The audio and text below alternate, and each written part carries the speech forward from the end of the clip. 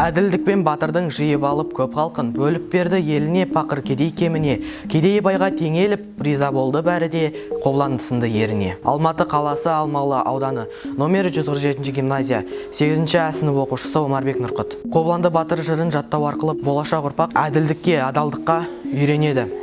Және де бұл жырды жаттау арқылы біз өзіміздің есте сақтау қабілетімізді дамыта аламыз. Бұл байқаудың маңыздылығы өте жоғары, өйткені оқушылар қызығушылықпен жаттап жатыр, тарихи құндылықтарды біледі. Жалпы осы жырды жаттау барысында оларға жырдағы әділеттілік қатты ұнайды. Яғни бұл жырдың болашақта пайдасы өте зор деп ойлаймыз.